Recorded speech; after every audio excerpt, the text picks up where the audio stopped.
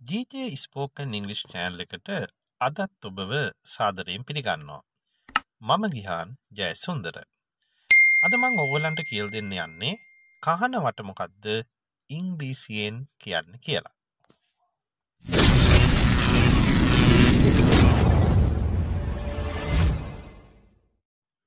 මගේ අත කහනවා.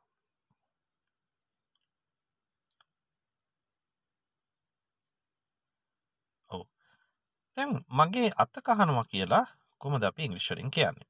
ඒ කියන්නේ මේ වෙලාවේ නම් කසන්නේ ඔබ දන්නවා ඊසෙම්ම ing වෙන්න ඕන. එහෙනම් my hand is itching. itch කියන ක්‍රියාවට ing යොදන්න වෙනවා. my hand is itching. මගේ අත කහනවා.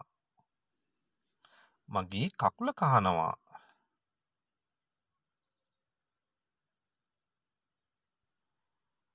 මගේ කකුල කහනවා. my leg is itching. මේ වෙලාවේ කසනවා නම් ඔබ දන්නවා is itching. my leg is itching.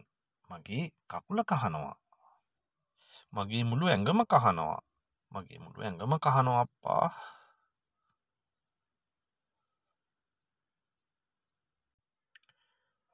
මගේ මුළු ඇඟම කහනවා. my whole body is itching. WHOLE whole සම්පූර්ණ නැත්නම් මුළු කියන අදහස. එහෙනම් my whole body is itching. මගේ මුළු ඇඟම කහනවා. scratch my back. scratch කරනවා කියන්නේ අර හූරනවා කියලා කියන්නේ. ඔව් ඒතර අපි අර පිට සූරනවා කියලා අදහස් කරන්නේ පිට කසනවා කියලා අපි කියනවා සාමාන්‍ය වහරේ. එතකොට scratch my back මගේ පිට කසන්න I've got an itch. මට කැසීමක් තියෙනවා. එහෙම නැත්නම් සාමාන්‍ය වහරේ කියන කහනවා. අනේ කහනවා අනේ මගේ පිට පොඩ්ඩක් කහන්නකෝ. කහනවා අප්පා. එහෙම අපි කතා කරනවා. මෙතන I කියලා කියන්නේ I have කියන එක ෂෝට් කරලා එතනදී අපි කතා කරන්නේ. I have I. ඒතර I've got an itch. ඒ කියන්නේ එතන itch කියන එක අපි නාම පදයක් ලෙසයි ගන්න. කැසීම එහෙනම් an itch කැසීමක් තියෙනවා කියලායි කියන්නේ. මගේ බෙල්ල පිටිපස්සේ කහනවා.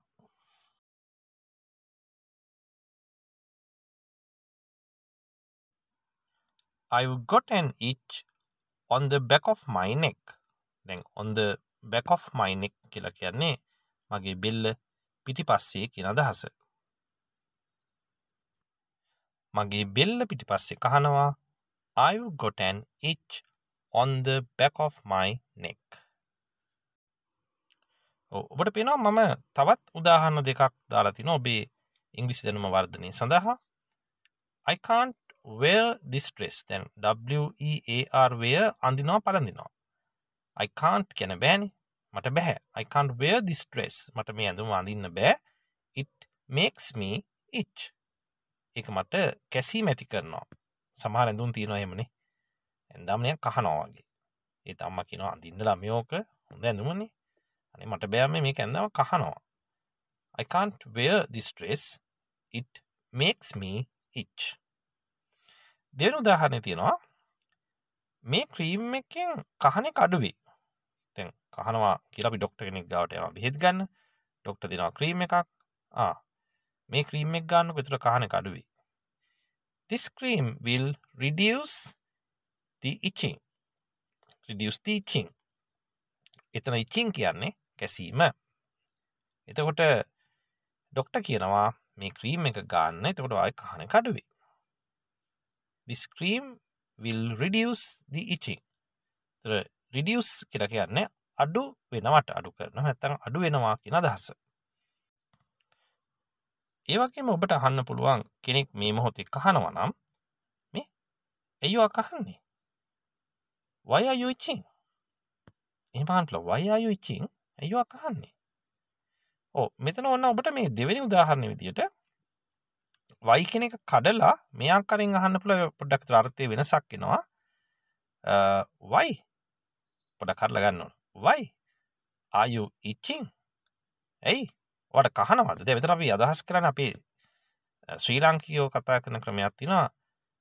ඇයි උඹට කහනවාද කියලා අහන්නේ? ඒක එතන අදහස් කරන්නේ ඇයි උඹට මොකක් හරි අවුලක් තියෙනවද ඒ සම්බන්ධයෙන්? ඇයි ඔයාලට ප්‍රශ්නයක්ද කියලා අහන්නේ. අන්න ඒ වගේ අදහසක් එතන එන්නේ. why are you itching? ඇයි ඔයාලට කහනවද?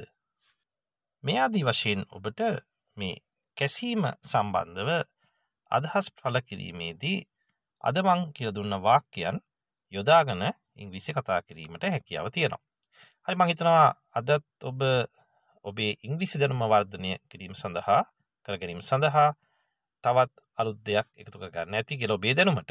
හරි එහෙනම් අපි තවත් වීඩියෝ එකකින් GJ Spoken English channel එකත් සමගින් හම්බ වෙමු. ඔබට සුබ දවසක්.